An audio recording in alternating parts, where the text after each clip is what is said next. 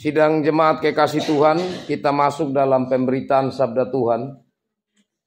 Firman Tuhan dari Injil Lukas pasal 8 ayat 26 sampai 39. Injil Lukas pasal 8 ayat 26 sampai 39.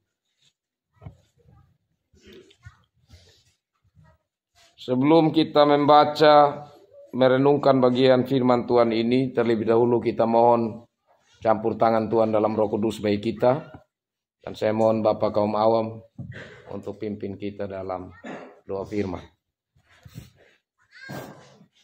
Ada mahaterang ini murid mereka kata arunya yang ngapain dia kata apa ya? Allah nama dia aja kena mai. Nah apa ama aja kena mani terlalu murikum. Terlalu ngaran anam nam rabieu itu murid. Terlalu ini murid mempam rei. Perap anak bagong mempengaruhi bagong yang mahatu. Lapu menguti kubuk biar tu maju. Buitin na ai pare yang nanam paling mugam dalam murku. Kau matra ini dulu. Am kuwiti kebuang. Jari kat magaduma na maigam. Dia wali na bingung rokat man bingung jauh. Memandi kemul. Oh betul na mapiakong. Anak pawara ugamanya na murku miya. Lapu pan mapiakong amateni langbun. Nawinim na makali jak na maro. Nampulung jak na mamadugaw. Giginay na napatatan ko man. Giginay na napatakay man yung muri bigori. Muri dada mga orang yung binili. Bumagray jala di binilihan natin huli niya tanga matuwa. Pero kung madikag magkakira na kung niya matuwa to. Lapong agana ito orang terlalu yung dulu. Kan dong kudong at atin.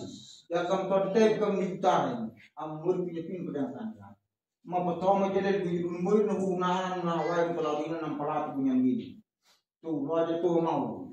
Bona mani murid terakhir niya. Dia nama dia liya tanga madu. Kaya kay tuntor ng majid.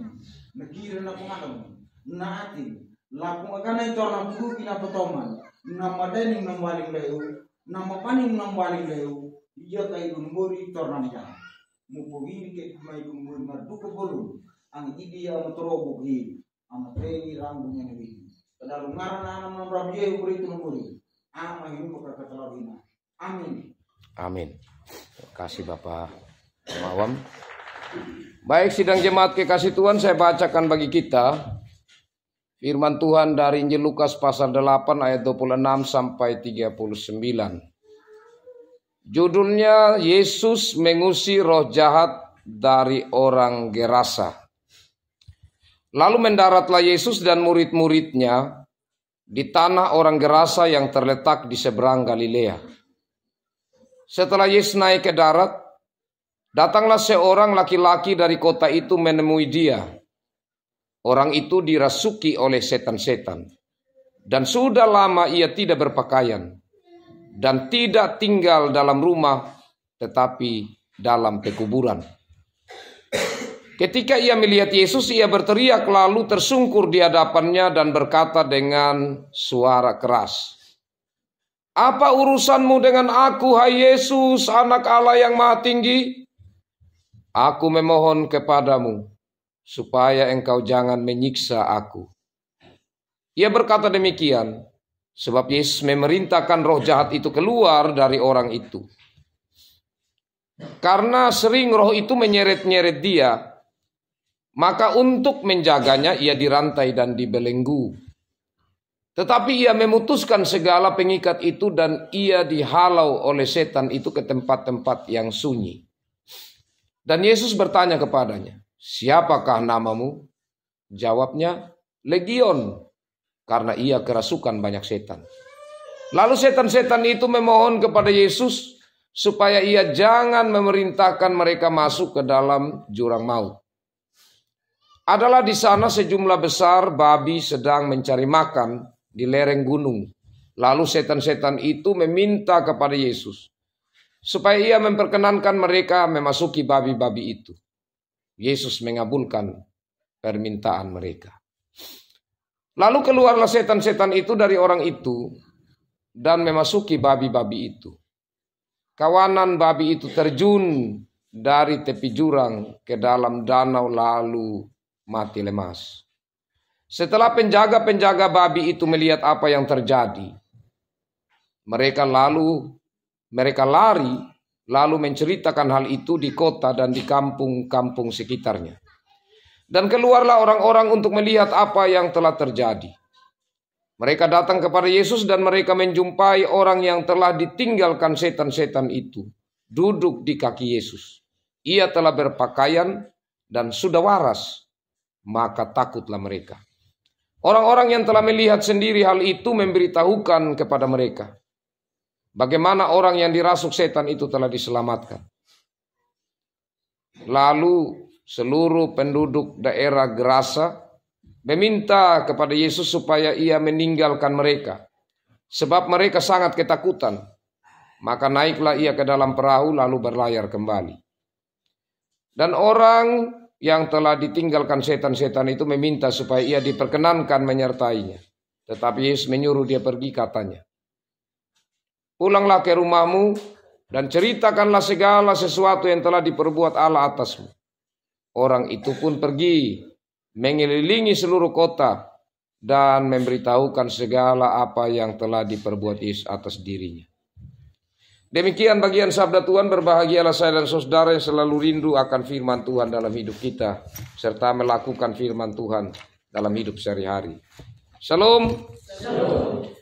Kekasih-kekasih Tuhan, dari kisah firman Tuhan ini menunjukkan bahwa keadaan kalau orang dirasuki oleh setan itu seperti apa. Di sini ada beberapa ciri yang menunjukkan. Jadi orang ini dia tidak waras atau menjadi gila karena dirasuki oleh banyak setan. Salah satunya, orang ini punya kekuatan besar. Wah, berarti setan itu berkuasa juga. Dipasang rantai, pasang belenggu, tapi dia merontak langsung terlepas. Kemudian dia juga tidak tinggal di rumah. Orang yang dirasuki setan ini, dia sukanya tempat-tempat sunyi. Dan itu seperti di kuburan. Kuburan di sana kalau kita bayangkan Bapak Mama, pada zaman orang Gerasa ini dirasuki setan, ini tidak sama dengan kita punya kuburan di sini. Apalagi yang sekarang-sekarang, kita punya kuburan sekarang ini mewah. Rumah kuburan dia bisa lebih mahal dari kita punya rumah tinggal. Iya kan? Betul tidak? Dia punya harga saja itu batu kubur sudah berapa?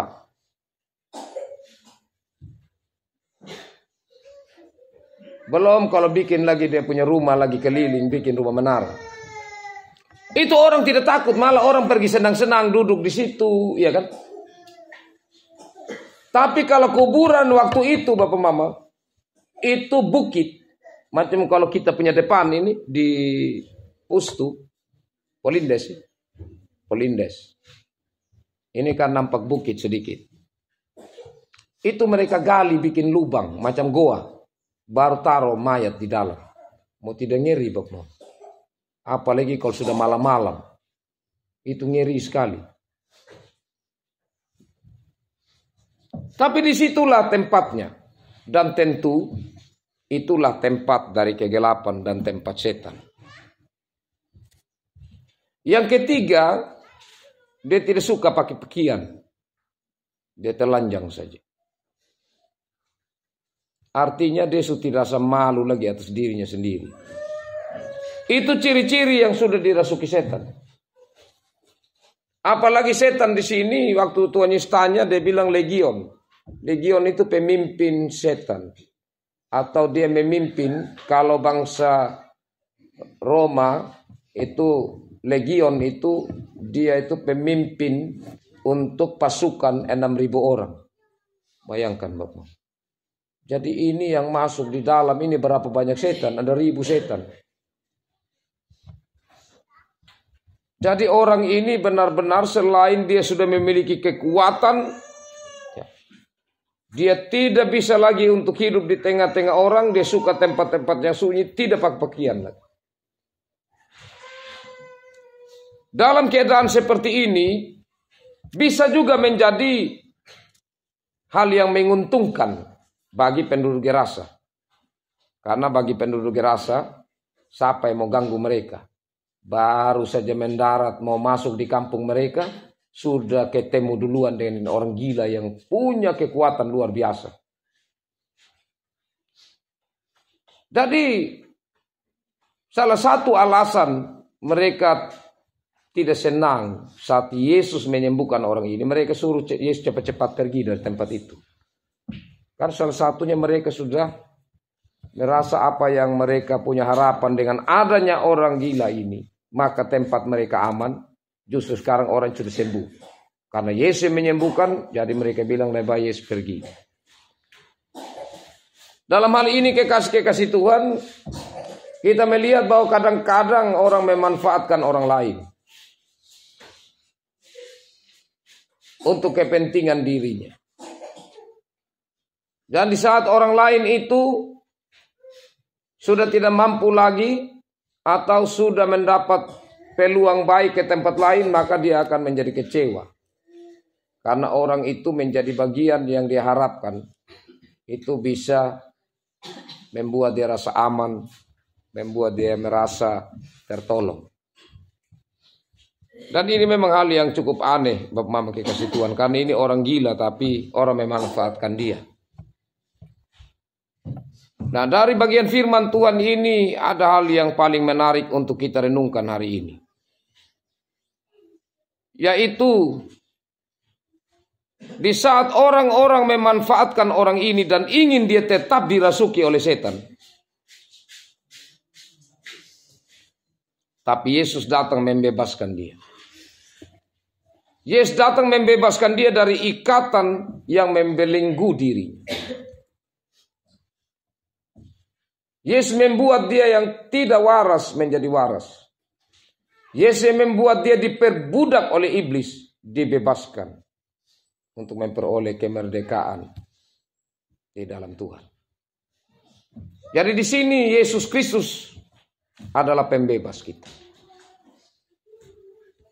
Kita sudah banyak mengikuti cerita-cerita firman Tuhan tentang cara kerja Yesus yang membebaskan saat ia melayani kurang lebih 3,5 tahun di dunia. Bagaimana ia membebaskan orang yang buta, yang lumpuh, dan lain sebagainya. Termasuk orang yang gila ini. Dalam hal ini kekasih-kekasih Tuhan, kalau kita renungkan, hal apa sebenarnya yang sedang membelenggu saya dan saudara? Hal apa yang sebenarnya kita merasa itu berat yang ada dalam rumah tangga kita? Orang yang kita kasih, mungkin dia seperti sedang dikuasai oleh kekuatan jahat. Percayalah, Yesus mampu menolong. Yang penting, kita berseru kepadanya dengan kesungguhan hati kita. Karena kalau saja setan minta kepada Tuhan, Tuhan kabulkan. Apalagi saya dan saudara anak-anak Tuhan. Bapak Pendeta, mana setan minta Tuhan kabulkan? Tuhan kabulkan kalau setan minta, tidak Bapak Mama? Kira-kira menurut Bapak Mama Tuhan kabulkan atau tidak? Saya cari kembali ini bagian tadi di mana. Coba lihat ayat 32.